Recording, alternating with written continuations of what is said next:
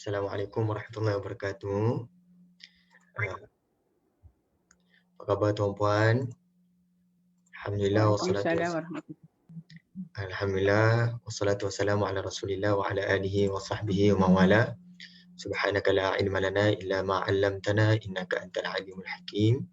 Wa la hawla wa la quwwata illa billahil aliyyil azim. Qala rabbi shrah li sadri wa yassir li amri wahlul 'uqdatam min lisani yafqahu qawli amma ba'd. Suara tak clear lah. Oh, suara saya tak clear ya? Ha. Masih lagi tak jelas? Jelas Ustaz, jelas. Jelas ya? Jelas. Akak jelas. Okey, jadi Ustaz, okey. Okey. Maksudnya dua orang dah kata okey. Jadi mungkin puan boleh check balik, mungkin ada masalah pada sudut speaker puan.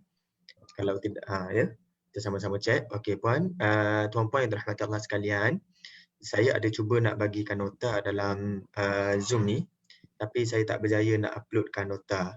Saya mohon maaf atas kelewatan menyediakan nota. Jadi saya berikan kepada melalui Telegram insya-Allah kepada Ustaz Al-Fadhil Ustaz Yusof. Nanti Ustaz Yusof akan kongsikan kepada tuan-puan dalam Telegram insya-Allah. Jadi mohon maaf atas kelewatan menyiapkan nota. Okey, bismillah walhamdulillah wassalatu wassalamu ala Rasulillah wa ala alihi wa sahbihi wa man wala. Subhanaka la ilma lana illa ma 'allamtana innaka antal alimul hakim. Wa la haula wa la quwwata illa billahil aliyyil azim. Qala rabbi shrah li sadri wa yassir li amri wahlul 'uqdatam min lisani yafqahu qawli amma ba'd. Alhamdulillah, pertama dan selamanya kita panjatkan kesyukuran kita kepada Allah Subhanahu Wa Taala. Untuk hari ini saya cuba mengambil tajuk yang lebih mencabar, tapi saya rasa tuan-puan boleh capai ke tahap ini insya-Allah. Jadi ini adalah rentetan kalau tuan-puan yang pernah ikut bersama saya dalam Balaghatul Kalimah, ini lebih spesifik daripada Balaghatul Kalimah. Perbincangan daripada ringkasan daripada kitab yang disebut sebagai At-Ta'biru Al-Qur'ani. Nama kitab sebenarnya adalah At-Ta'biru Al-Qur'ani. Okey. Ini buku asal dia. Dia ada banyak versi. Yang paling latest tak silap saya yang inilah yang paling latest daripada Dar Ibnu Katsir. Ini yang paling latest. Cetakan yang paling latest. Tapi terpulanglah tuan-puan dapat mana-mana satu daripada cetakannya, tak ada masalah, kontennya tetap sama. Cuma lain cetakan, lainlah maksudnya lainlah intipati dia tu lebih berwarna-warni. Cetakan yang terkini intipatinya lebih berwarna-warni. Jadi nota yang saya berikan kepada tuan-puan, saya cuba rumuskan nota ringkasan daripada buku ni. Ini lebih spesifik daripada rakan-rakan kita yang pernah ikut perbincangan kita sebelum ini, Balaghatul Kalimah. Ini Balaghatul Kalimah ni sangat permukaan. Yang saya bakal bentang kepada tuan-puan lebih spesifik daripada Balaghatul Kalimah, iaitu At-Ta'birul Qur'ani. Ini lebih spesifik supaya kita lebih bersemangatlah nak berkenalan dengan bahasa Al-Quran Karim. Jadi itu yang ada pada nota ya tuan-puan yang dirahmati Allah sekalian. Okey, ini notanya.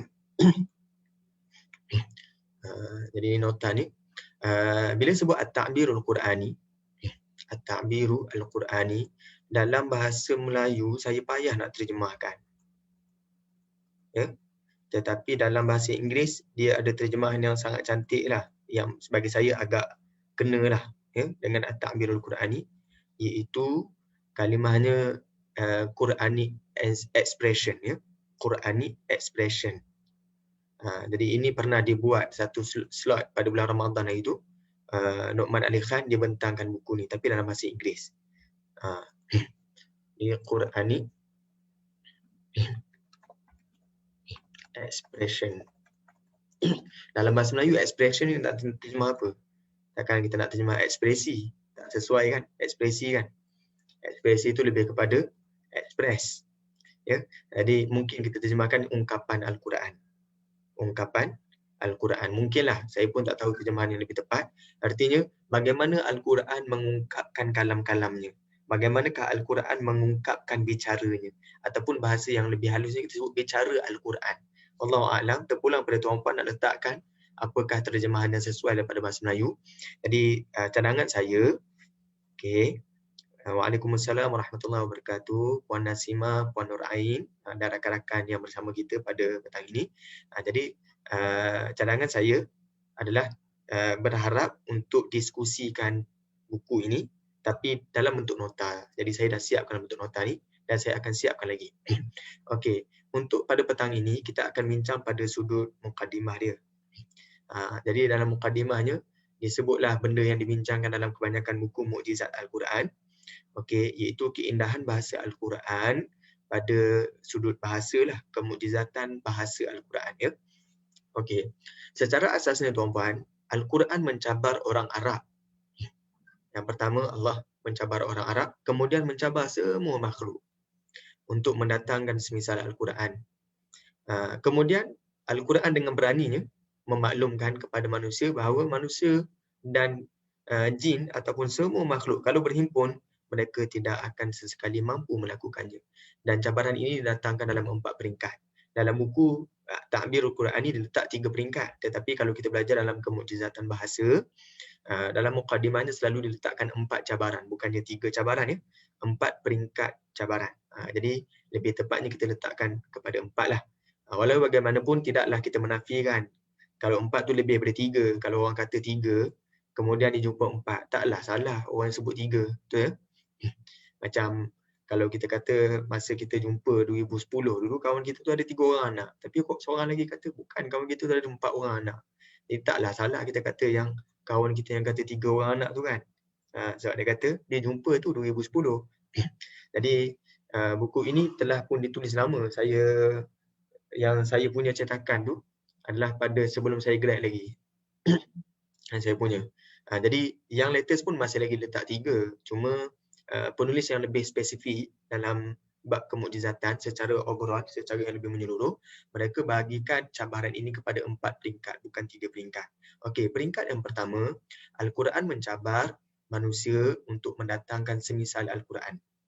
Firman Allah Subhanahu wa taala dalam surah Al-Isra. Allah sebut qul la in istama'atil insu wal jin, katakanlah wahai Muhammad, sesungguhnya jika sekalian manusia dan jin berhimpun dengan tujuan hendak membuat ayatu bimithli hadzal Quran, untuk mendatangkan semisal Al-Quran ini, la ya'tuna bimithlihi, mereka tidak akan sama sekali boleh mendatangkannya. Walau kana ba'dhum li ba'dhin zahira, walaupun mereka bantu-membantu sesama sendiri.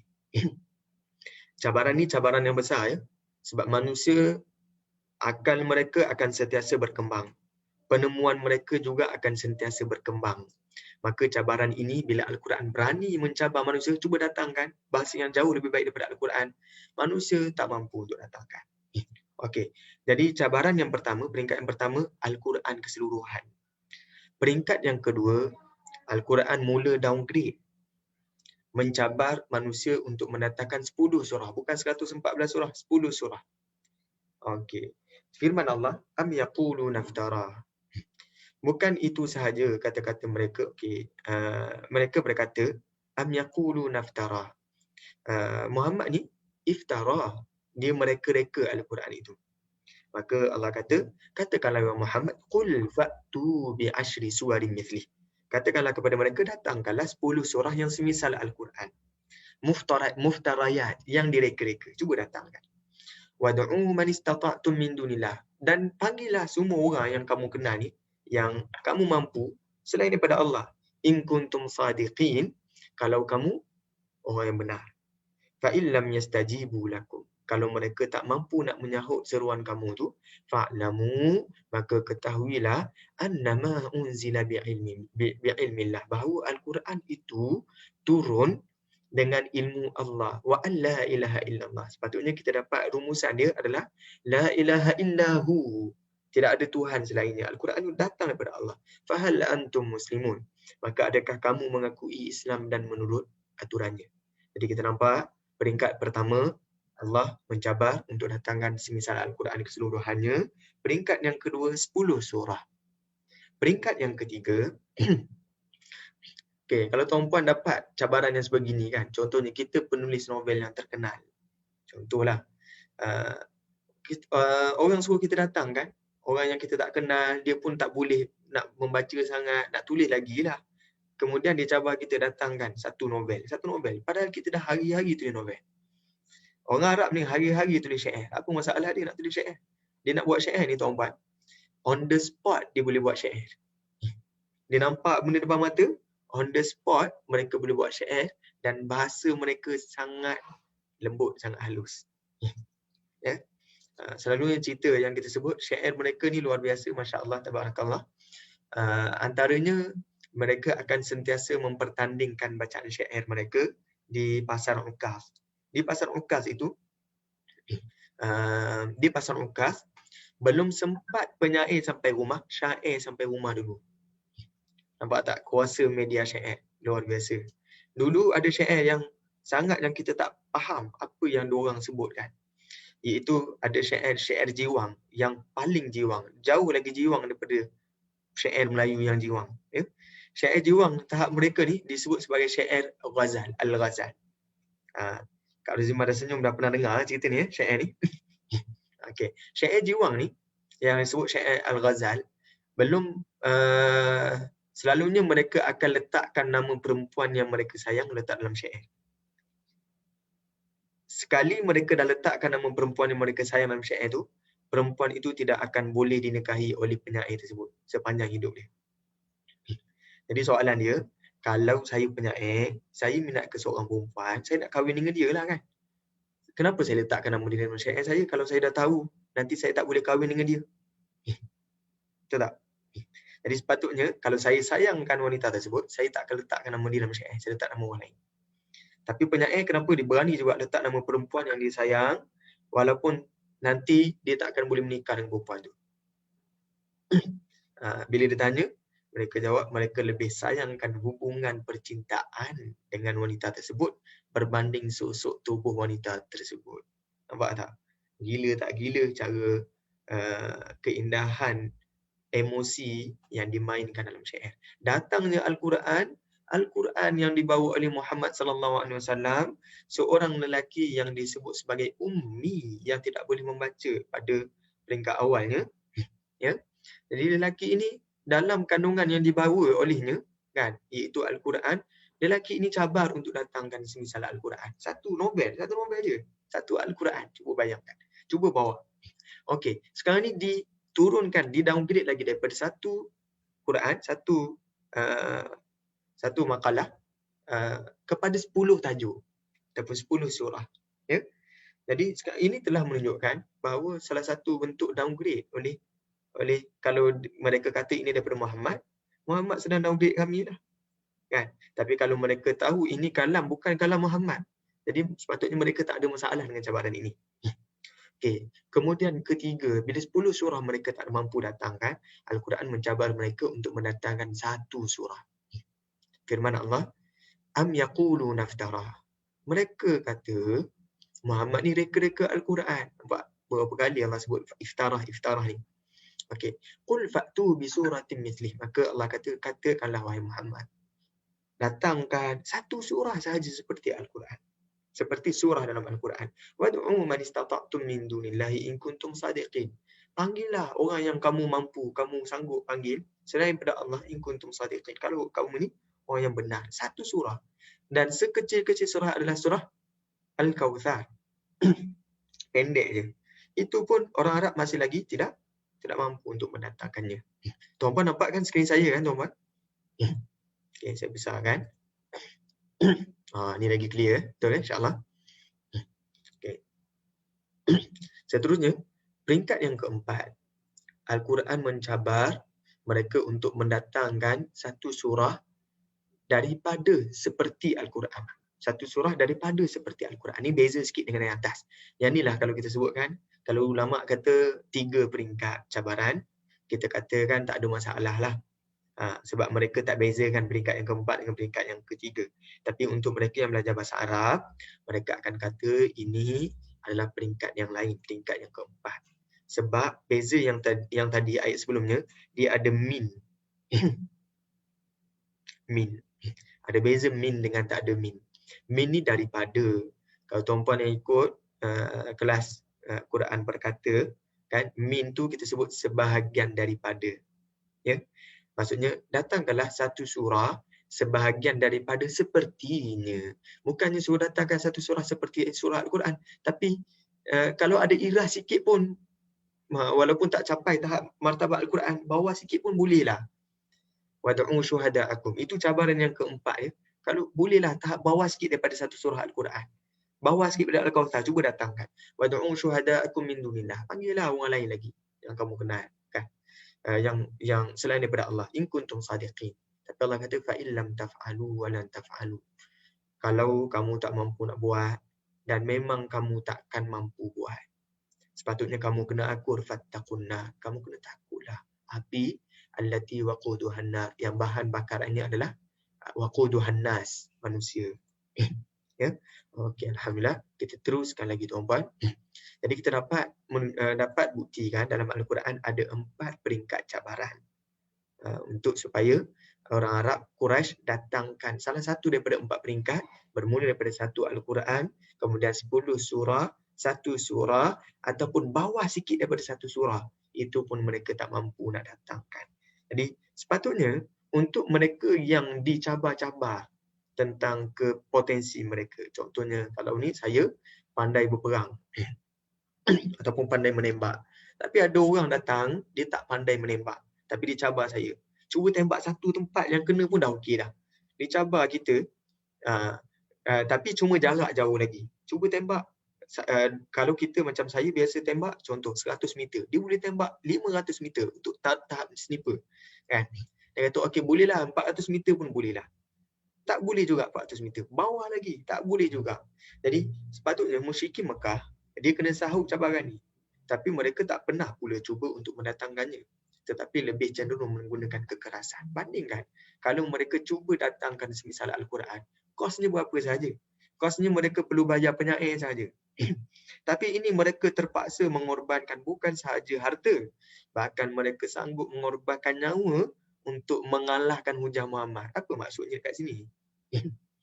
Maksudnya dekat sini, mereka memang tak mampu nak lawan hujah Al-Quran Karim, bahasa Al-Quran, sehingga mereka terpaksa mengorbankan bukan sekadar harta, bahkan nyawa, bahkan harta yang dikeluarkan banyak, sangat banyak. Bahkan mereka juga sanggup cedera untuk menentang Muhammad sallallahu alaihi wasallam. Jadi kalau kita fikir, sebenarnya dalam bab ini dia ada satu tajuk lain lah, ya. Satu tajuk lain, tapi saya tak akan panjangkan. Yang bab musyrikin Mekah tak pernah cuba mendatangkannya, kan. Jadi sebab dia ada satu tajuk lain, tapi saya tak akan bincang panjangkan. Sekurang-kurangnya kita dapat satu tasawuf, satu pandangan asas bahawa orang kafir Quraisy, kalau betul mereka pandai bahasa, mereka akan sahut. Tapi mereka tak sahut, ya. Mereka cari jalan kekerasan. Mereka bahkan cuba menghalang kaum mereka daripada mendengar Al-Quran. Okay, firman Allah Subhanahu wa taala, wa qala alladziina kafaru, berkata orang kafir, la tasma'u li hadzal Qur'an, jangan dengar Quran ni. Walghaw fihi, dan tentanglah ia, la'allakum taghlibun, supaya kamu menang. Maksudnya kalau orang baca Al-Quran, kita bising dengan suara yang lain supaya Al-Quran tidak lagi kedengaran. Ya? Itu yang diusahakan oleh bangsawan Quraisy. Bahkan ada kisah, ini didedahkan dalam Al-Quran secara tidak langsung, tetapi dalam riwayat sangat jelas. Mendedahkan kisah Abu Jahal, Abu Sufyan dan Al-Akhnas. Pada 3 malam yang berturut-turut, mengintip untuk mendengar bacaan Al-Quran. Abu Jahal, Abu Sufyan dan Al-Akhnas, malam yang pertama, mereka duduk pada satu sudut, semua di sudut yang berasingan. Abu Jahal satu sudut, Abu Sufyan satu sudut, Al-Akhnas satu sudut. Mendengar bacaan Nabi SAW. Dengan bacaan yang sangat lunak, bacaan yang sangat merdu, kehalusan bahasanya yang tinggi, sehingga menyebabkan Abu Jahal, Abu Sufyan dan Al-Akhnas ini terpukau dengan keindahan bahasa Al-Quran. Maka malam yang pertama mereka on the way balik, on the way pulang, bertembung 3 orang ni. Ini semua golongan bangsawan ni. Jadi kalau kita katakan bangsawan yang ada penentang hebatnya tapi pergi dengar pula kalam orang yang ditentang. Jadi ibaratnya tokoh parti A pergi dengar ceramah tokoh parti B. Kan? Dia jatuhlah standard tokoh parti A ni. Tapi satu malam dia intip dengar slow-slow pelan-pelan, dengar ceramah tokoh parti B. On the way nak balik, bertembung 3 orang ni. Mereka pun sepakat jangan ulang lagi esok malam. Esok malam perkara ini berulang lagi. Esok malam dengar lagi. Jadi sebab mereka terpukau, mereka lagi tak puas. Itu orang Arab. Kalau mereka faham bahasa Arab, mereka pun tak puas. Malam yang kedua berlaku perkara yang sama. Malam yang ketiga berlaku perkara yang sama. Dan mereka tekad. Malam yang ketiga mereka tak akan ulang lagi. Sebab mereka tahu mereka sangat jadi lemah. Menjadi sangat lemah bila mendengar bacaan Nabi SAW. Kerana mukjizat Al-Quran. Oleh kerana itu, mereka tak lagi ulang. Setelah mereka pulang, Al-Akhnas ni tak puas hati. Al-Akhnas pergi tanya Abu Sufyan. Kata, apa yang kamu dengar malam tu ya? Sampai 3 malam betul-betul pergi. Abu Sufyan kata, ada kalimah yang aku faham dan ada kalimah yang aku tak faham. Tapi yang paling penting ini bukan kalam manusia biasa. Itu rumusan daripada Abu Sufyan. Abu Jahal, dia pergi ke Abu Jahal. Al-Akhnas tanya Abu Jahal, apa yang kamu dengar? Abu Jahal jawab apa? Dia kata, aku dengar apa? Abu Jahal cuba nafikan. Cuma Abu Jahal jawab macam ni, aku ni daripada satu kelompok, Muhammad daripada satu kelompok. Kelompok kami dan kelompok Muhammad sentiasa bersaing. Idza at'amu at'amna. Kalau kelompok Muhammad sallallahu alaihi wasallam ni, kabilah baginda bagi makan, kami pun bagi makan. Idza hamilu hamilna. Kalau mereka tolong orang tanggung beban, kami pun tolong tanggung beban. Tapi kalau mereka kata dalam kalangan mereka ada nabi, kami dah confirm kalah. Ya? Artinya dekat situ bermula daripada babak itulah yang sebelumnya Abu Jahal digelar sebagai Abul Hakam, orang bijak. Dipanggil sebagai Abu Jahal, orang yang bodoh. Sebab menafikan kebenaran yang nampak depan mata. Okey, ini didedahkan. Cerita ini selain daripada didedahkan dalam riwayat, bahkan didedahkan dalam Al-Quranul Karim secara tidak langsung. Allah sebut dalam surah Al-Isra, nahnu a'lamu bima yastami'una bih. Kami sebenarnya sangat mengetahui, lebih mengetahui dengan apa tujuan mereka mendengar bacaan Al-Quran. Idh yastami'una ilaik, apabila mereka, wahai Muhammad, mereka pergi dengar kepada engkau ni bacaan engkau.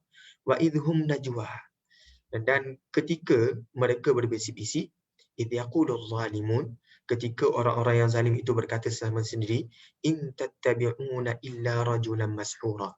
Yang kamu dengar, yang kamu ikut tu tidak lain dan tidak bukan hanyalah lelaki yang disihir. Itu dakwaan mereka. Mereka cuba tolak. Ya? Okey, bukan itu sahaja tuan-tuan. Ada lagi cerita yang sangat famous. Memang cerita ni memang dimuatkan selalu dalam buku-buku mukjizat lah. Iaitu kisah Al-Walid Al-Mughirah. Al-Walid bin Al-Mughirah. Sebenarnya dalam kisah Al-Walid bin Al-Mughirah ni, dia ada kisah yang agak kita sepatutnya ambil pengajaran ya. Ambil pengajaran. So Al-Walid Al-Mughirah ni merupakan orang yang sangat pandai syair. Bahasa dia memang luar biasa. Ya. Kalau nak bandingkan dengan pemidato hebat di Malaysia, memang tak boleh lawanlah dengan Al-Walid Al-Mughirah ni. Tuan-puan kalau pernah ada pengalaman berkomunikasi dengan orang Arab. Orang Arab ni kelebihan dia cakap dia sangat meyakinkan. Sebab itu kalau orang Arab dia dah boleh bertutur Melayu, bahasa Melayu, bahasa penyampaian ni masya-Allah memang sangat boleh memukau orang ramai.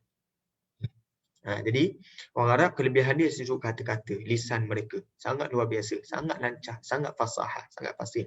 Ya. Okey. Jadi Al-Walid ni lagi fasih daripada orang Arab yang kita nampak depan mata hari ini. Tuan-puan tengoklah mana-mana ceramah orang Arab yang hebat-hebat kan, contohnya Muhammad Hassan contohnya. Ceramah yang hebat-hebat.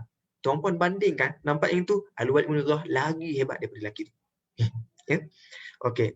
Jadi orang-orang Quraisy tahu, Al-Walid Mughirah dia kata orang Quraisy tahu sebenarnya kalau orang Quraisy bagi harta, bagi kekayaan, bagi segalanya semata-mata untuk melawan Al-Quran, Al-Walid Mughirah kata aku pun orang kaya, apa perlunya aku pada harta tu? Jadi Abu Jahal kata, Walid Mughirah, bagilah sikit perkataan yang boleh menunjukkan engkau ni lawan Al-Quran. Maka apa kata Al-Walid Al-Mughirah? Dia kata kita boleh tengok dalam teks ni, wa madza aqul. Apa yang aku nak kata ni sebenarnya? Fa wallahi, demi Allah, ma fikum rajulun a'lamu bil ash'ari minni. Dalam kalangan kamu tak ada orang yang lebih alim tentang syair melainkan aku. Wala a'lamu bi rajzin. Kalau tuan-puan belajar syair nanti dia ada satu bentuk syair. Dia dalam qafiyah ataupun bahar disebut bahar rajaz. Tak ada orang yang paling pandai rajaz melainkan aku. Wala bi qasidatin minni. Tak ada orang yang paling pandai qasidah melainkan aku. Wala bi ash'aril jin. Bahkan nak lawan dengan syair jin pun tak ada orang boleh lawan. Lawan siapa? Al-Walid Al-Mughirah. Wallahi demi Allah, ma yushbihu alladhi yaqulu syai'an min hadha. Tak ada satu perkataan pun yang boleh menyerupai kalam Al-Quran ni. Wa wallahi, dan demi Allah, ini yang selalu di-highlightkan ni. Yang ni tuan-puan boleh ambil pot lah kalau nak guna dalam mana-mana percakapan lepas ni, nak sembang orang. Ini memang kita pegang lah biasanya. Okey. Ini perkataan yang selalu dikuatkan dalam beberapa kitab. Sesungguhnya demi Allah, sesungguhnya dalam pada firman Allah tu, pada perkataan yang diucapkan oleh Muhammad tu, halawah, ada satu kemanisan. Itu yang menyebabkan Abu Jahal, Abu Sufyan, Al-Akhnas, dia tak boleh tu, dia esok datang lagi sebab dia rasa kemanisan tu. Wa inna alaihi la talawah. Dan dalam Al-Quran tu ada talawah, ada satu bentuk kenikmatan. Ada kebaikan, ada ucapan yang boleh diterima jiwa. Wa innahu lamuthmirun a'lahu mughdiqun asfaluhu. Dan dalam ayat tersebut, dalam beberapa riwayat yang lain, mereka tak nyatakan yang ini. Mereka terus wa innahu la ya'lu wa ma yu'la. Jadi bahagian ni ada juga beberapa riwayat tak sebutkan wa innahu lamuthmirun a'la. Okey, tapi walau bagaimanapun tuan-puan boleh rujuk pada ahli lah. Saya bukan ahli pada sudut nak meriwayatkan. Okey, jadi dekat sini kata bahagian atasnya tu ada lamuthmirun, ada buahnya. Dan bahagian bawahnya ada mughdiq, ada kesuburannya. Begitu sedap, maksudnya tak pernah kalau kita makan pokok tu, makan buah tu, tak pernah jumpa buah lagi sedap daripada buah ni. Al-Quran ni ada halawah, ada talawah, nikmat-nikmat sungguh. Wa innahu la ya'lu wa ma yu'la. Sesungguhnya Al-Quran ni la ya'lu, maha tinggi. Wa ma yu'la, tak ada satu pun yang boleh mengunggulinya. Wa innahu la yahtimu ma tahtahu. Sehingga kan Al-Quran kalau ada benda yang lain, dia akan menghentam, dia akan menjatuhkan martabat yang lain. Sebab tu tuan-puan, syair yang sebelum kedatangan Al-Quran, penyair tak sempat sampai rumah, syair sampai rumah dulu. Bila datang Al-Quran, pasaran syair ataupun penerimaan syair makin berkurang, publicity syair makin berkurang. Orang kebanyakan dah mula beralih kepada Al-Quran. Itu gerakan yang dibuat oleh bangsawan Quraisy, menyuruh supaya kalau nanti ada bacaan Al-Quran, cuba buat bising supaya orang lain tak dengar, supaya orang lain tak tersihir dengan bacaan Al-Quran. Tadilah yang kita baca tadi kan, yang kita sebutkan dalam ayat Fussilat ni, ayat ke-26. Wa qala allazina kafaru la tasma'u li hadzal Qur'an. Jangan dengar Al-Quran. Walghaw fihi, buat bising la'allakum taghlibun. Supaya nanti suara kamu lebih besar, lebih kuat daripada bacaan Nabi SAW. Okey. Assalamualaikum warahmatullahi wabarakatuh. Ustaz, saya nak ikut melalui Facebook skrin besar. Okey, silakan. Semoga Allah permudahkan anti Asia ya. Barakallahu fikum. Okey, ini dari sudut riwayat. Yang kita sebut Al-Walid Al-Mughirah ni akhirnya tidak beriman tuan-puan. Cerita tentang Al-Walid Al-Mughirah walaupun dia keluarkan perkataan itu, okey, bila didengar oleh Abu Jahal tak puas hati. Abu Jahal kata, kalau kamu sebut macam ni, orang boleh ke? Orang akan lari tak daripada bicara Nabi sallallahu alaihi wasallam? Orang akan lari tak daripada Nabi Muhammad sallallahu alaihi wasallam? Jadi Abu Jahal suruh Al-Walid Al-Mughirah, sila keluarkan satu kenyataan yang boleh menunjukkan engkau ni memang tentang juga apa yang dibawa oleh Muhammad. Maka Al-Walid Al-Mughirah dengan sombongnya, dia keluarkan perkataan dia. Dia kata Quran ini, dan selepas dia fikir panjang, dia kata Al-Quran ini adalah sihir yang dipelajari. Baginya Quran ini sihir, walaupun dia paling pandai bahasa. Dan bagi Al-Walid Al-Mughirah, dia kata Muhammad ni belajar daripada orang lain. Tapi saya menurut ni, ini menunjukkan bahawa Al-Walid Al-Mughirah dia tahu sebenarnya ini bukan kalam manusia biasa. Cuma dia tak boleh nak tundukkan kesombongan dia, maka dia kata ini adalah satu bentuk sihir. Lalu turunlah beberapa firman Allah daripada surah Al-Muddathir, ayat yang ke-11 dan ayat seterusnya, menghentam Al-Walid Al-Mughirah ni. Ya? Okey. Itu pada sudut yang kita top up dengan cerita. Okey, ini baru kita nak masuk. Ini mukadimah yang saya sebutkan pada tuan-puan ni ada pada mukadimah pendahuluan buku tadi tu, At-Ta'biru Al-Qur'ani. Tapi sebenarnya mukadimah ni tak ada lagi cerita, maksudnya mukadimah yang lebih cantik daripada ni. Tapi kenapa saya ambil buku ni? Sebab buku ni konten dia lebih kepada kaedah yang lebih sistematik. Ada buku lain yang lagi best, cerita tentang keindahan, kemukjizatan Al-Quran pada sudut mukadimah lah. Tapi saya ambil buku beliau sebab pada sudut konteks bahasa, beliau lebih dirujuk lah. Beliau memang pakar bidang bahasa, penulis ni. Okey, gaya bahasa Al-Quran penuh seni. Bermula daripada sekecil-kecil elemen dalam kalimah. Apa sekecil-kecil elemen dalam kalimah? Iaitu huruf. Huruflah sekecil-kecil elemen dalam kalimah, dalam ayat, dalam Al-Quran. Sehinggalah sebesar-besar perkara, iaitu gabungan antara surah dan surah. Itu yang disebut sebagai al-wahdah al-mawdu'iyah. Al-wahdatul mawdu'iyah. Silap saya lah. Al-wahdah al-mawdu'iyah. Betul. Kesatuan tajuk. Jadi ada yang buat juga berkenaan susunan surah. Gabungan antara surah. Jadi untuk gabungan antara surah, ada orang lain yang kita boleh lebih rujuk lah. Tapi untuk elemen dalam bahasa Al-Quran, beliau ni antara yang sangat dirujuk lah. Okey, semuanya menzahirkan kemukjizatannya tersendiri. Okey, para sarjana klasik, kita sebut para sarjana yang dahulu, mereka memberi perhatian bahawa surah-surah yang bermula dengan huruf-huruf muqatta'ah. Huruf-huruf muqatta'ah ni apa? Huruf-huruf muqatta'ah ni Yasin, Taha, Alif Lam Mim. Okey, kalimah-kalimahnya, dalam kalimah-kalimah yang terdapat dalam surah tersebut, kebanyakannya berasaskan huruf tersebut. Okey, ini salah satu pandangan ya. Jadi kalau ada ayat yang bermula surah yang bermula Alif Lam Mim, maka pada setengah sarjana yang klasik, mereka berpandangan kebanyakan kalimah dalam surah tersebut ada huruf alif, ada huruf lam, ada huruf mim. Ya, itu satu pandangan. Okey.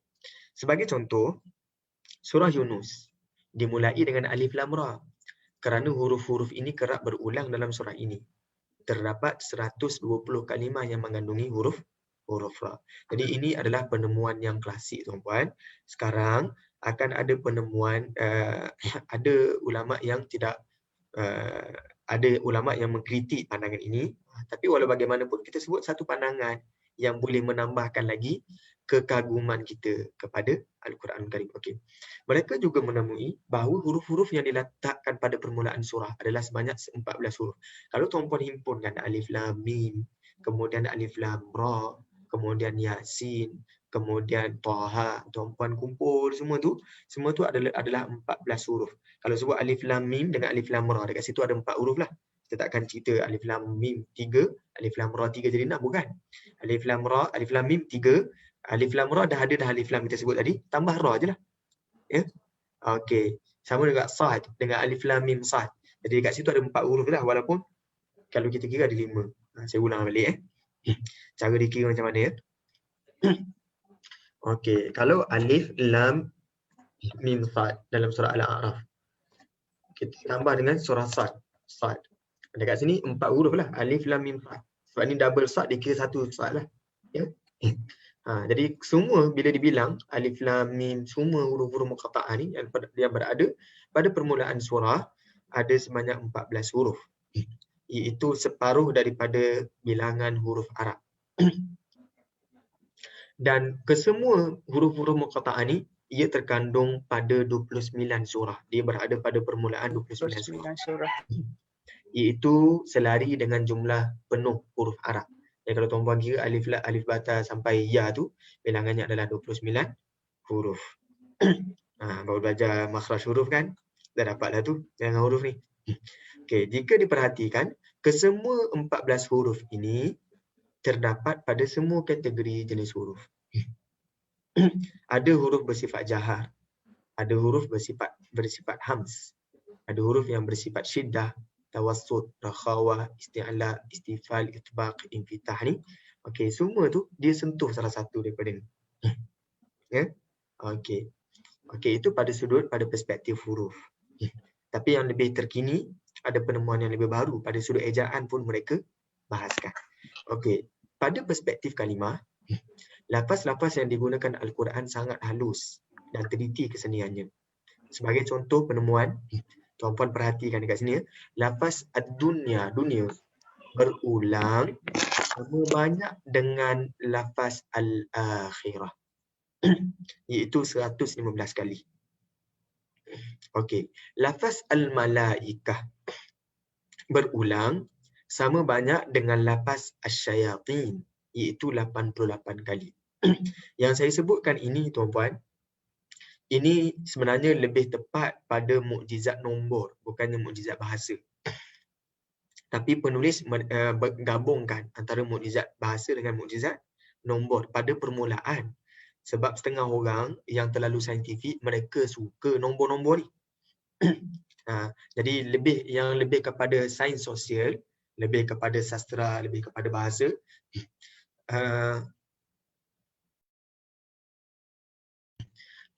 Yang lebih pada sastra, kita boleh hurai pada perspektif sastra. Tapi kebanyakannya orang lebih kepada sains yang kita kata contohnya sains macam fizik, matematik dan sebagainya.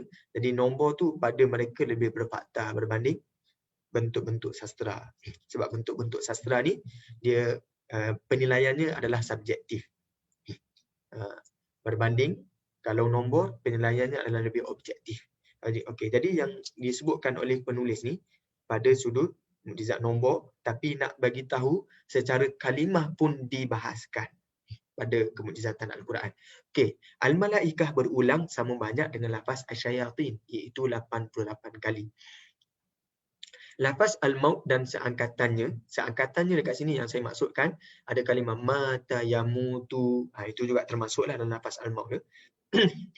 Berulang sama banyak dengan lafaz al-hayah, iaitu 145 kali.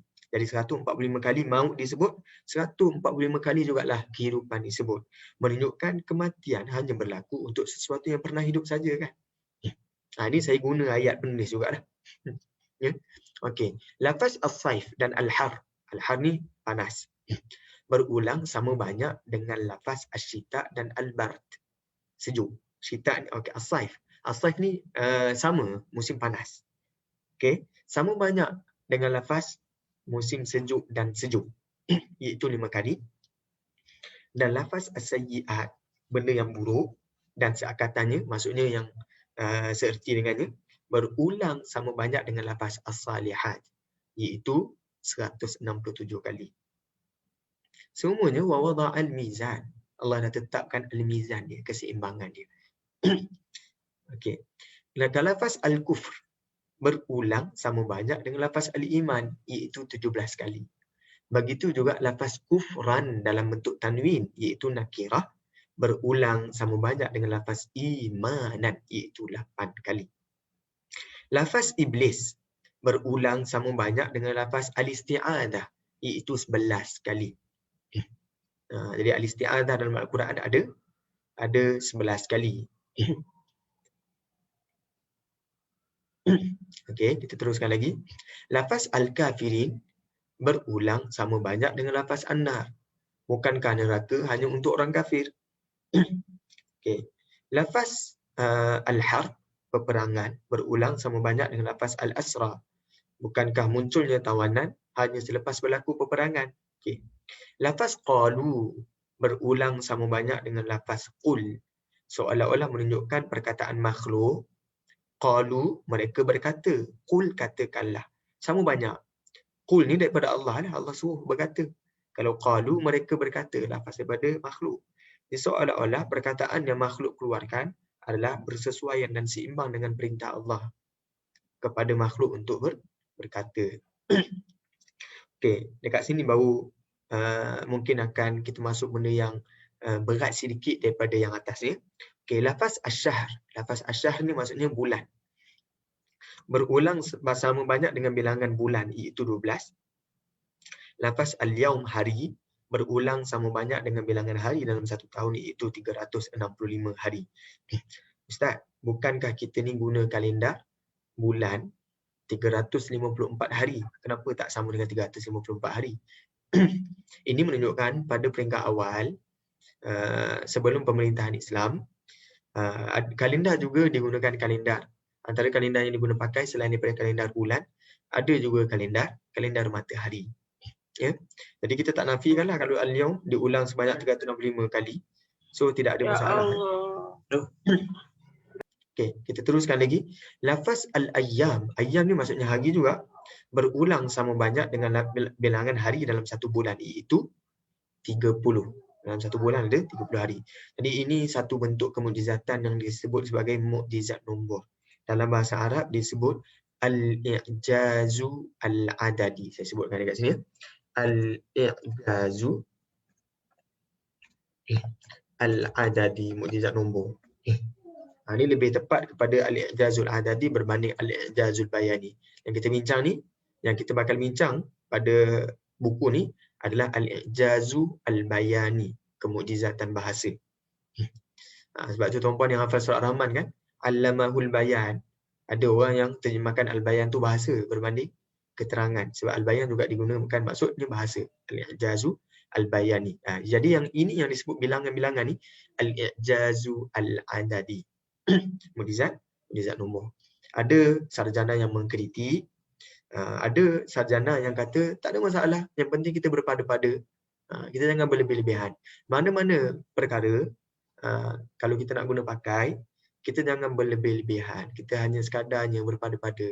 Ya? Jadi taklah kita jadi terlalu keras dengan beberapa penemuan seperti ini. Ya? Okey. Jadi soalan yang kita boleh timbulkan, boleh jadi timbul soalan. Mengapakah disebut al-ayyam pada bilangan hari dalam satu bulan? Al-ayyam ni kan kalau kita belajar bahasa Arab, al-ayyam jamak kepada al-yaum. Al-yaum mufrad, al-ayyam jamak. Al-yaum mufrad iaitu kata tunggal.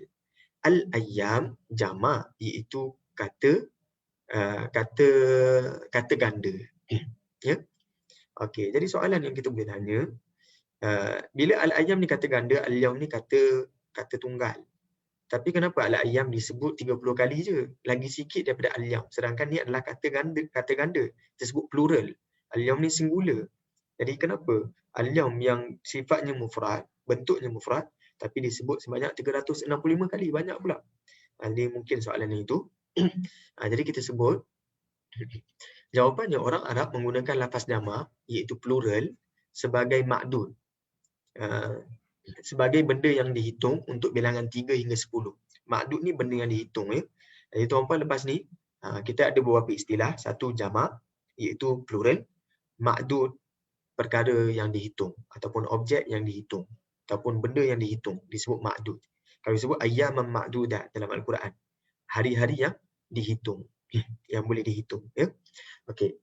Jadi, jamak ni, lafaz plural selalunya digunakan sebagai ma'dud untuk bilangan 3 hingga 10. Contoh tuan-puan. Contoh 3 orang lelaki. Kita sebut salah satu rijalin. Kita guna dalam bentuk jamak. Rijal ni jamak kepada rajul. Arba'atu rijalin. 4 orang lelaki. Lelaki ni kita guna dalam bentuk plural. Sebabnya 3 hingga 10. Asyratu rijalin. 10 orang lelaki. Tetapi jika bilangannya lebih daripada 10, maksudnya 11 ke atas. Jadi tuan-puan lepas ni, tuan-puan yang belajar bahasa Arab, tuan-puan akan dapat kaedah lah lepas ni, iaitu kaedah nombor. Nombor dalam bahasa Arab, dia ada bentuk dia sikit. Dia ada kaedah dia sikit. Jadi kalau orang minat sains, minat matematik ke, minat sains, tajuk nombor tu dalam kaedah nahu, kaedah tata bahasa Arab, antara tajuk yang mencabar minda ataupun tajuk yang boleh menggunakan minda kita dengan baik. Ya? Okey. Lafaz mufrad dijadikan sebagai ma'dud untuk 11 ke atas. Mufrad ni apa? Singular, dijadikan sebagai ma'dud yang dihitung. Contohnya, kalau kita sebut, kalau kat sini 3 hingga 10, kita guna rijal, jamak. Tapi kalau ni ishruna, 20, kita guna mufrad, rajulan. Boleh ya? Dari 11 ke atas kita guna rajulan, mufrad. Mi'atu rajulin, 100 lelaki. Kita tak guna mi'atu rijalin. Sedangkan dalam bahasa Arab, yang jamaknya rijal. Rajul tu adalah mufrad. Assalamualaikum warahmatullahi. Macam mana saya nak dapatkan nota PDF ini untuk di-print? Terima kasih. Jadi tuan-puan boleh dapatkan nota ini dalam grup Telegram, channel Telegram Akademi Tadabbur Malaysia. Ya. Okey. Kemudian ada alfu rajulin, 1000 lelaki. Jadi 1000 lelaki ini bilangan yang lebih daripada 11. Maka disebut rajul, bukannya rijalin. Okey, baik ya. Okey, kesimpulannya, orang Arab menggunakan lafaz jamak untuk menunjukkan makna qillah. Jamak iaitu plural untuk menunjukkan makna qillah. Qillah ni sedikit, iaitu 10 ke bawah. Qillah 10 ke bawah. Berbanding lafaz mufrad, lafaz tunggal, lafaz singular untuk menunjukkan makna al-kathrah. Al-kathrah ni banyak. Jadi kalau tuan-puan, bila kita belajar nahu yang lebih advance, jamak ada dua jenis. Ada jamak al-qillah, ada jamak al-kathrah. Jamak yang sedikit, ada jamak al-kathrah, jamak yang banyak. Ya. Okey, kita perhatikan firman Allah. Okey, firman Allah, inna iddatash syuhuri indallah. Sesungguhnya bilangan bulan di sisi hukum Allah ialah 12 syahran. 12 bulan yang telah ditetapkan dalam kitab Allah. Okay, jadi bilangan bulan adalah 12 bulan. Yauma khalaqas samawati wal ard. Semasa Allah ciptakan langit dan bumi. Minha arba'atun hurum. Antaranya ada 4 bulan yang ada pantang larangnya. Okay, bulan yang mulia. Hurum. Bulan yang ada kehormatan. Okay. Dzalikad dinul qayyim. Itulah ketetapan agama yang lurus. Fala tazlimu fihinna anfusakum. Maka janganlah kamu melakukan kezaliman pada bulan-bulan tersebut pada diri kamu. Wa qatilul musyrikina kaffah. Dan perangilah orang musyrik semuanya kama yuqatilunakum kaffah. Sebagaimana mereka memerangi kamu semuanya. Wa'lamu annallaha ma'al muttaqin. Ketahuilah bahawa Allah bersama orang yang bertakwa. Okey, tuan-puan perhatikan ayat ini. Okey, lafaz yang kita nak beri perhatian pada ayat ini adalah yang pertama 12 syahran, 12 bulan. Yang kedua minha, daripada 12 bulan itu.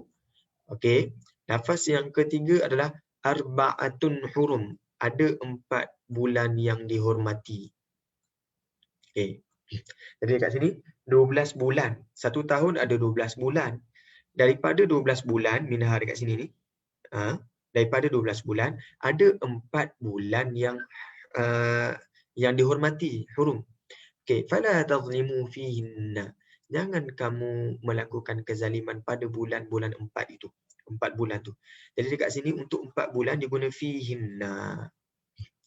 Untuk tuan-puan yang belajar bahasa Arab, tuan-puan akan dapati dekat sini minha dan fihinna. Minha ni kalau kita belajar dalam bahasa Arab ni adalah lafaz mufrad. Ya, lafaz tunggal. Fihinna ini adalah lafaz jamak. Soalan dia, bila Al-Quran merujuk ha ni kepada 12 bulan, merujuk kepada 12 bulan diguna ha, mufrad. Tetapi bila digunakan untuk 4 bulan yang dihormati, diguna hinna, iaitu jamak. Menunjukkan dalam bahasa Arab untuk jamak, untuk yang banyak, bila kalimah yang dipilih adalah bentuk jamak, itu bentuknya qillah, sedikit, 3 hingga 10. Tapi kalau digunakan dalam bentuk ha dekat sini, mufrad, untuk benda yang banyak, itu merujuk kepada kasrah, 11 ke atas. Boleh dapat ya? Okey, dekat sini tuan-puan boleh dapat ya? Okey. Jadi kalau tuan-puan ada soalan, silakan, ataupun ada nak tambah, kita nak teruskan kepada perbincangan selanjutnya. Okey, menunjukkan Al-Quran begitu teliti dengan pemilihan lafaz. Jadi, bila Al-Quran dah teliti dari sudut lafaz, Apa peranan kita? Peranan kita meneroka keindahan bahasa Al-Quran ni. Kita sendiri yang cari, kita kaji, kita belajar supaya selepas ini cara kita baca Al-Quran dah bertambah penghayatan berbanding sebelum kita ikut kelas bahasa Arab. Ada orang dia ikut kelas bahasa Arab tapi penghayatannya masih lagi sama. Sepatutnya bila dah ikut kelas bahasa Arab, penghayatan Al-Quran dia semakin bertambah. Ya? Jadi kita ke arah itu. Okay, insyaAllah. Sebagai contoh, ada penemuan lain. Penemuan ini penemuan dari sudut adat makdud lah. Ya, nombor dan perkara yang dibilang. Okay, tapi ada penemuan yang lain, iaitu pengkhususan lafaz. Lafaz yang dikhususkan pada penggunaan tertentu. Antaranya ialah, ini saya terlepas pandang, ya. Saya tak. Lafaz ar-riyah. Lafaz ar-riyah. Okey, ni kat sini tuan-puan boleh tambah dekat nota nanti ar-riyah. Careless lah ni. Okey, yang pada perkara yang baik dan berbentuk rahmat. Ar-riyah ni maksud apa? Ar-riyah ni maksudnya angin. Okey, manakala lafaz ar-rih, ar-rih ni angin juga pada perkara yang buruk dan berbentuk hukuman. Jadi nanti kita akan dapati begitulah bentuk dia. Okey. Dia ada ar-riyah, ada ar-rih. Ar-riyah angin yang baik, ar-rih angin yang buruk, angin yang buruk. Okey, kita perhatikan firman Allah. Antaranya dalam surah Al-A'raf. Ini saya tak sertakan terjemahan. Okey. Kita sama-sama cari, ya. Untuk surah Al-A'raf ayat yang ke-57.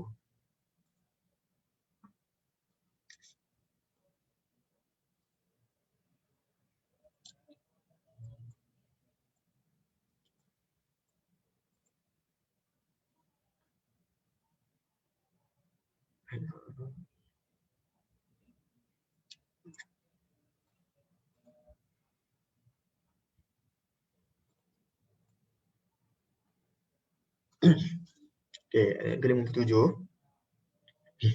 Yang paling akhir dekat sini, wa huwa alladhi yursilur riyah bushran baina yaday rahmati. Ini Allah kata, dan dialah yang menghantarkan angin, ar-riyah. Kata kunci kita kat sini adalah kalimah ar-riyah. Okey, jadi tuan-puan akan dapati ada beberapa perkara lah berkenaan kalimah ar-riyah. Yang pertama, ejaan dia. Ejaan dia kenapa tak eja ar-riyah? Ada alif. Okey. Yang kedua, ar-riyah yang begini. Maksudnya dia bukannya ar-rih. Bukan wa huwa alladhi yursilur riha, tapi ar-riyah. Jadi ada beza penggunaan ar-riyah dan ar-rih. Ar-rih untuk perkara yang buruk, kalau ar-riyah untuk perkara yang baik. Okey. Jadi kat ayat ni tuan-puan boleh perhatikan Allah sebut dialah wa huwa alladhi yursilur riyah bushran baina yaday rahmatih, sebagai pembawa berita yang gembira sebelum kedatangan rahmatnya, iaitu sebelum kedatangan hujan. Jadi angin yang sebelum datang hujan yang baik kita sebut ar-riyah, riyah. Jadi kalau kita berada di tempat yang anginnya halus je, angin yang baik untuk hujan yang baik, disebut namanya ar-riyah.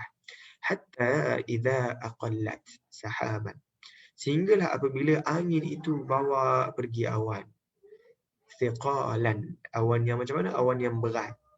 Suqnahu li baladin mayyit, maka kami beri minum gunakan air tersebut li baladin mayyit, ke negeri yang dah mati. Fa anzalna bihil ma, dan kami turunkan dengan air hujan tu air, dengan awan yang berat itu air. Fa akhrajna bihi min kulli thamarat, jadi daripada air itu kami tumbuhkan tumbuhan ataupun buah-buahan. Ya, tuan-puan perhatikan, angin yang disebut dekat sini adalah angin yang baik. Disebut kalimahnya adalah ar-riyah. Ya. Okay, kita bandingkan lagi. Berbanding dalam Al-Quran, kita teruskan lagi dalam surah Al-Furqan pun begitu. Surah Al-Furqan ayat yang ke-48. Ya.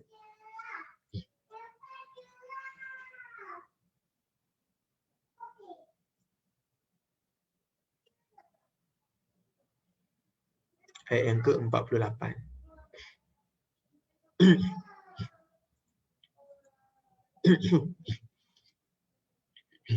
Okey, dekat sini Allah sebut wa huwallazi arsalar riyah.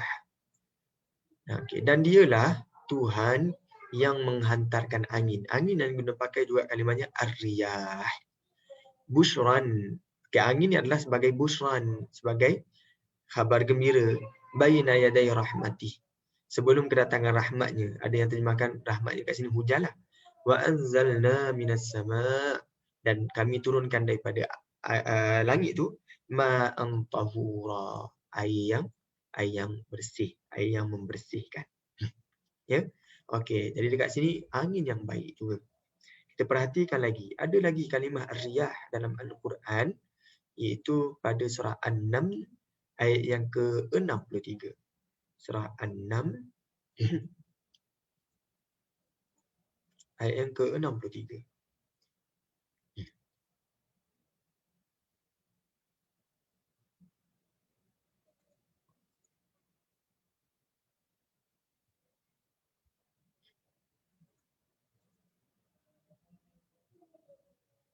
Okay. Dalam ayat ini Allah sebut amman yahdikum fi dhulumatil barri wal bahr. Siapakah yang boleh menunjukkan kepada kamu pada kegelapan darat dan kegelapan laut? Wa man yursilur riyah, dan siapakah yang boleh hantar angin yang baik ni? Bushran baina yaday rahmati, sebelum kedatangan rahmat. Jadi kita perhatikan kalimah ar-riyah digunakan untuk benda yang baik dan bentuk rahmat Allah Subhanahu Wa Taala. Ilahum ma Allah. Ada lagi ke Tuhan selain daripada Allah? Okey, ta'ala Allahu amma yusyrikun. Allah ni maha tinggi daripada apa yang mereka syirikkan. Okey, kita perhatikan lagi dalam surah Ar-Rum ayat yang ke-46. Dalam surah Ar-Rum dalam ayat yang ke-46. Okey, juga digunakan pada bentuk yang sama.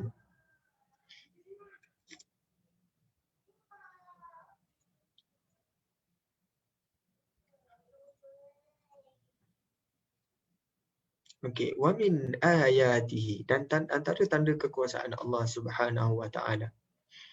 Okey, adalah ayyursilar riyah. Allah kirimkan angin mubasyirat. Angin yang macam mana? Mubasyirat, yang membawa khabar gembira. Okey, tuan-puan akan perhatikan di sini ada perhatian yang kita boleh berikan, iaitu ar-riyah. Ejaannya tak sama dengan ar-riyah pada surah yang sebelumnya tadi. Dalam surah Al-Furqan, dalam surah apa lagi? Surah sebelumnya surah Al-A'raf. Jadi sebelum ni disebut ar-riyah itu begini ya. Dia ada alif. Ada alif kecil. Tapi untuk ayat ini ar-riyah ejaannya tak sama. Jadi dia ada perbincangan pada sudut ejaan. Kita tak akan bincangkan lagi pada pertemuan kita kali ini, ya. Tapi ada perbincangan tentang keindahan ejaan Al-Quran ataupun kemukjizatan ejaan Al-Quran. Tetapi sekurang-kurangnya kita dah dapat gambaran kenapa dekat ayat ni dalam surah Ar-Rum digunakan kalimah ar-riyah, ejaannya begini, alif. Jadi itu dalam surah Ar-Rum digunakan ar-riyah, ejaannya tak sama dengan yang sebelum ini. Okey, tapi pokoknya walaupun ar-riyah ejaannya tak sama, tapi dia mubasyirat. Dia bawa kabar gembira. Wa liyudhiqakum min rahmati, untuk kamu rasa daripada rahmat Allah Subhanahu Wa Taala. Okey, angin itu kalau yang tadi angin yang alif kecil ni merujuk kepada Allah turunkan hujan. Tapi kalau untuk yang ini ar-riyah menunjukkan angin ini diguna pakai untuk menggerakkan kapal. Walitajriyal fulku bi amrih, untuk kapal boleh berlayar dengan urusan Allah. Walitabtaghu min fadli, untuk kamu mencari kelebihan rezeki daripada Allah Subhanahu Wa Taala. Wala'allakum tashkurun, dan supaya kamu bersyukur.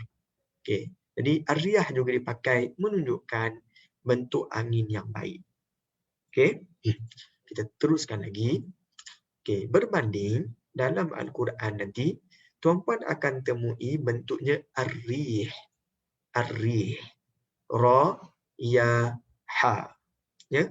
Okey, kita perhatikan dahulu pada ayat surah Ali Imran ayat yang ke-117.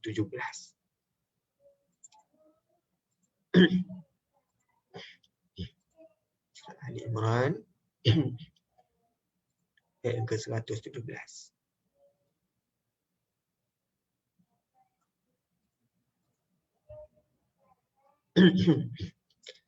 Okey, dekat sini Allah sebut mathalu ma yunfiquna fi hadhihi al-hayatid dunya. Bandingan apa yang mereka belanjakan di muka bumi ini dalam kehidupan dunia ni, kamathali rihin, adalah seperti angin sahaja. Okey. Fiha sirrun, yang membawa udara yang amat sejuk, asabat, yang menimpa hartha qaumin, tanaman sesebuah kaum, okay, zalamu anfusahum, tapi kemudian mereka menzalimi diri mereka sendiri, fa ahlakat, angin tu yang akan memusnahkannya.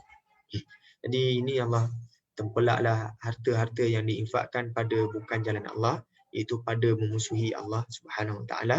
Angin itu mereka sangkakan apa yang mereka infakkan, apa yang mereka belanjakan, apa yang mereka korbankan itu dapat ganjaran, tapi sebaliknya ia adalah angin yang buruk. Pengorbanan yang buruk sebenarnya yang menghapuskan diri mereka. Ibaratnya angin yang didatangkan, ingatnya angin itu angin yang baik, tapi ini adalah angin yang buruk yang boleh merosakkan tanaman. Wa ma zalamahum Allah. Allah tak pernah menzalimi mereka, walakin anfusahum yazlimun, tapi mereka sendiri yang menzalimi diri mereka. Okey, kita perhatikan dekat sini, kalimahnya kat mana? Kalimahnya dekat sini rih. Okey, tadi dekat sini kita boleh berperhatian. Al-Quran menggunakan rih. Kalau tadi ar-riyah ada alif lam. Tapi kalau al-rih tak ada alif lam. Okey, kita perhatikan lagi insya-Allah. Okey, firman Allah yang lain. Okey, iaitu dalam surah Al-Ahqaf ayat yang ke-24. Surah Al-Ahqaf ayat yang ke-24.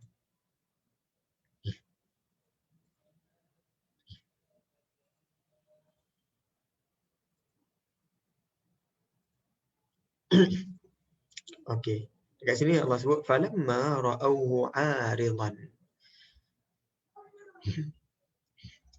Maka apabila mereka melihat azab itu. Okey. 'Aridan sebagai awan yang mustaqbila awdiyatim, yang menghala, yang menghadap wadi-wadi mereka, lembah-lembah mereka. Qalu, mereka berkata, hadza 'aridun mumtiruna. Ini adalah awan yang akan membawa hujan kepada kita. Okey, bal. Tapi Nabi Hud berkata, bahkan tidak, ini huwa masta'jaltum bi. Inilah apa yang kamu minta-minta, kamu minta segerakan dahulu. Rihun fiha azabun alim. Ia adalah angin, padanya siksaan yang pedih. Okey, jadi kat sini tuan-puan perhatikan, digunakan juga kalimah rihun. Juga tidak ada alif lam. Beza dengan ar-riyah ada alif lam. Rihun di sini tidak ada alif lam, dan rihun diguna pada perkara yang buruk. Okey, kita bandingkan lagi dengan firman Allah yang lain, iaitu pada surah Al-Haqqah ayat yang ke-7, ayat yang ke-6. Okey, ini secara tak langsung kita masuk sikit pada perbahasan. Ini di mukadimah aja. Mukadimah ni dia nak tarik orang lah. Tapi memang buku ni memang best pun sebenarnya. Konten dia lagi best daripada mukadimah ni. Okey, ayat yang ke-6. Wa amma 'adun fa uhliku bi rihin sarsarin 'atiyah. Okey, cerita kaum yang samalah tadi ya. Ayat yang ke-6 ni Allah sebut apa? Adapun kaum 'Ad, okey, maka mereka fa uhliku bi rihin sarsarin 'atiyah. Mereka telah dibinasakan dengan angin ribut yang kencang dan yang melampau kencangnya. Jadi digunakan rihin. Jadi kat sini rih juga datang dalam bentuk tak ada alif lam. Okey. Kemudian dia membawa maksud angin yang buruk. Okey. Cuma tuan-puan. Cuma ada satu itu yang ada angin yang menyebabkan orang kena stroke tu kah? yang ada satu doa yang kita boleh baca tu. Macam mana doa dia? Tak apa ingat lah, tapi memang kalau Angin Ahmad ni. angin Ahmad. Tapi angin yang merosakkan tu disebut dalam bahasa Al-Quran rih. Juga. Rih. Angin yang buruk lah, angin yang merosakkan lah. Tapi ar-riyah itu angin yang baik. Angin yang baik. Jadi lepas ni senang lah kan. Baca ayat Al-Quran jumpa rih dengan riyah. Kita dah tahu lah. Dah boleh beza kan. Jadi kalau dalam terjemahan, dia terjemah angin je, kalimah yang sama. Betul tak? Tapi bila dalam Al-Quran, kalimahnya berbeza. Okey. Kecuali Al-Quran tak pernah menggunakan lafaz ar-rih. Ar-rih dekat sini, ini tertinggal juga. Ini menunjukkan tulisan yang tak sempat dihabiskan lah ni. Terjemahan yang tak sempat dihabiskan. Okey. Al-Quran tak pernah menggunakan lafaz rih pada perkara yang baik, melainkan pada satu tempat sahaja. Itu pun disusuli dengan angin yang buruk. Okey, kita tengok ya. Allah sebut, "Huwallazi yusayyirukum fil barri wal bahr." Dialah Allah yang memperjalankan kamu di darat dan di lautan. Hatta idza kuntum fil fulk. Dalam surah Yunus ya. Sehinggalah apabila kamu berada dalam al-fulk, bahtera, wajarayna bihim, kemudian bahtera tersebut bergerak birihin tayyibah, dengan angin yang baik. Jadi dekat sini rih. Tadi Ustaz kata rih kan untuk bau yang buruk, tapi dekat sini rihin tayyibah. Kan dekat sini sebut tayyibah yang baik. Okey. Wa farihu biha, kemudian mereka gembiralah dengan angin yang baik ni sebab mereka dah boleh gerak elok. Tapi Allah kata ja'atha, ketika itu datang pula rihun asifun, angin yang kencang. Rihun juga tapi asifun. Jadi dekat sini rih diguna pakai walaupun benda yang baik, tapi angin yang dimaksudkan di sini angin yang baik bersifat sementara. Sebenarnya itu bukan angin yang baik tapi angin yang buruk. Jadi angin yang buruk bersifat baik pada permulaannya. Macam itulah kita nak terjemah ya. Kalau rih itu sendiri dah bawa masuk angin yang buruk. Jadi bahtera membawa mereka dengan angin yang buruk tapi bersifat baik pada permulaannya. Ya. Kemudian ja'at harihun asifun. Kemudian datanglah kepada bahtera tersebut ataupun kepada mereka rihun asifun, angin yang kencang. Wa ja'ahumul mauj, dan datang kepada mereka ombak min kulli makan, daripada setiap tempat. Wa dhannu, sehingga mereka menyangka annahum uhita bihim, mereka akan ditenggelamkan. Ya. Da'awallaha mukhlishina lahuddin, lalu mereka berdoa kepada Allah dengan ikhlas. Lahuddin, seikhlas-ikhlasnya. La in anjaytana min hadhihi lanakunanna minasyakirin. Pada saat itu mereka berkatalah, demi sesungguhnya kalau engkau ya Allah selamatkan kami daripada ini, bencana ini, lanakunanna minasyakirin, sudah tentu kami termasuk dalam golongan orang-orang yang bersyukur. Jadi walaupun permulaan angin ini adalah permulaan angin yang baik, tapi penutup angin ini bukanlah penutup angin yang baik. Dia adalah angin yang buruk. Ia bukanlah penutup yang baik. Bermaksud kelas kita dekat sini, habis kat sini pun bukanlah penutup yang baik. Ya. Okey, dua maksud. Habis slide ini tuan-tuan. Tujuh muka surat yang saya buat. Saya ringkaskan nota dia. Jadi insya-Allah kalau tuan-puan ada soalan dipersilakan. Kalau tuan-puan nak tambah ataupun ada luahan, silakan.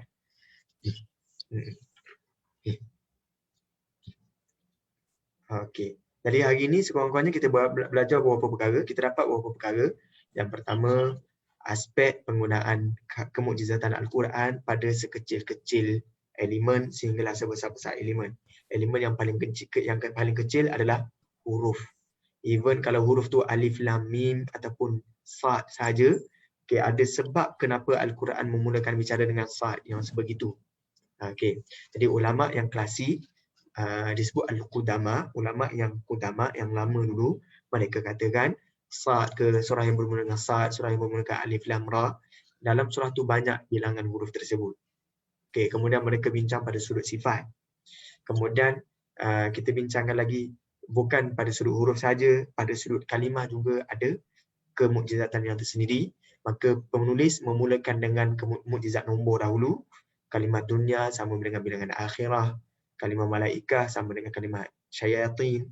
Kalimat iblis sama dengan kalimat isti'adzah. Kan? Kemudian penulis meneruskan lagi perbincangan kalimah pada perspektif kehalusan bahasa. Yang kita sebut dalam bahasa Arab, fiqhul lughah. Kemahiran bahasa ataupun pengetahuan bahasa, fiqhul lughah, iaitu penggunaan kalimah ar-rih dan ar-riyah. Dalam mukadimah ini sebenarnya ada lagi bentuk yang dikedepankan. Doakan supaya saya sempat selesaikan huraian ataupun nota ringkas ini. Wallahu a'lam.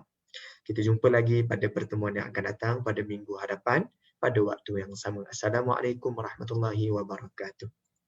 Waalaikumsalam warahmatullahi wabarakatuh. Terima kasih Ustaz. Ada soalan? Ada soalan. Sekejap ada soalan. Tapi tuan-puan kalau ada urusan silakan. Okey, soalan ni Ustaz, maaf nak bertanya. Saya tak perasan soalan itu. Mohon maaf ya. Tentang huruf muqatta'ah, ya. Boleh Ustaz terangkan kenapa ada pendapat mengatakan huruf muqatta'ah merujuk kepada Nabi Muhammad SAW? Okey, pendapat yang mengatakan huruf muqatta'ah merujuk kepada Nabi SAW antaranya Yasin. Yasin, dia kata ya tu maksudnya ya, sin sayyidal mursalin. Sayyidal mursalin ni penghulu segala utusan. Okey, tapi pandangan itu pandangan yang lemah sebenarnya. Sebab Yasin sendiri, ulama akhirnya mereka tak boleh buat kata putus. Tak boleh keluarkan kata putus untuk Yasin. Apakah maksud sebenar Yasin? Jadi akhirnya lebih baik kita berpada dengan pandangan yang berkata Yasin itu kita serahkan makna kepada Allah. Paling mudah kita nak terjemahkan Yasin adalah maksudnya begini. Nah, ini elemen yang paling kecil untuk kamu buat satu bentuk keajaiban, keunikan. Nah, huruf yang elemen yang paling kecil ini bahan-bahan untuk kamu buat satu bangunan ayat. Ibaratnya, nah ini pasir yang kamu boleh guna untuk buat satu binaan bangunan. Jadi untuk Al-Quran ni kita sebut nah ini satu elemen yang paling kecil, huruf untuk kamu bina ayat daripadanya. Cuba datangkan. Jadi wal Qur'anil Hakim. Tak ada yang boleh kalahkan Al-Quran. Jadi huruf muqatta'ah sebenarnya dia bukan merujuk kepada Nabi SAW. Dia lebih merujuk kepada kemukjizatan Al-Quran yang tak boleh dilawan. Antara lain yang berpandangan nama Nabi merujuk pada Nabi SAW adalah kalimah Taha. Taha, ya.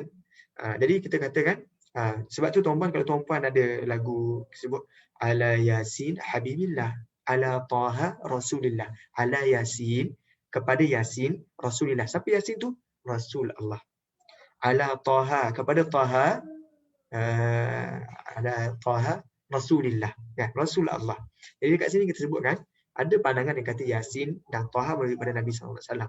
Tapi yang jelas itu tak boleh dibuat sebagai keputusan akhir. Sebab sampai sekarang ulama masih lagi berselisih kerana itu termasuk dalam perkara yang tidak ditafsirkan oleh Nabi. Tapi dia timbul soalan. Bila Nabi tak tafsirkan, soalan dia, kenapa sahabat tak pernah tanya kepada Nabi SAW?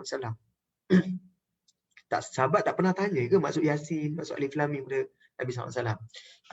Yang pertama, sahabat dah dilatih untuk kurangkan bertanya. Itu perbahasan jawapan pertama.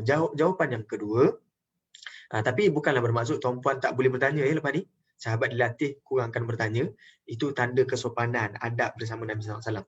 Okey, yang kedua, sahabat mereka tak perlu bertanya soalan itu kerana sahabat sedia maklum. Intipati yang paling penting daripada huruf-huruf yang dikedepankan pada huruf muqatta'ah itu lebih merujuk kepada ini adalah bahan-bahan yang kita boleh gunakan untuk membina ayat. Ya? Jadi kita tak akan sesekali boleh buat ayat yang setanding dengan Al-Quran. Itu akhirnya intipati yang mereka dapat menyebabkan mereka tak perlu untuk bertanya kepada Nabi SAW apakah maksud sebenar Alif Lam Mim ataupun Alif Lam Ra. Walaupun kita tak menafikan ada tabi'in yang cuba huraikan Alif Lam Mim, mungkin itu merujuk kepada Allahu A'lam. Jadi akhirnya kita sebutkan, apapun huraian ulama baik daripada zaman tabi'in sehingga zaman sekarang berkenaan huruf muqatta'ah, mereka tak boleh beri kata putus. Tak boleh beri keputusan. Dan akhirnya kita dapat satu intipati yang sama iaitu objektif huruf muqatta'ah untuk menzahirkan tentang kemukjizatan Al-Quran. Wallahu a'lam, mudah-mudahan menjawab soalan saudara Zulhilman ya. Barakallahu fikum. Okey, kalau dah tak ada soalan, saya tutup majlis ini dengan tasbih kafarah dan suratul Asr.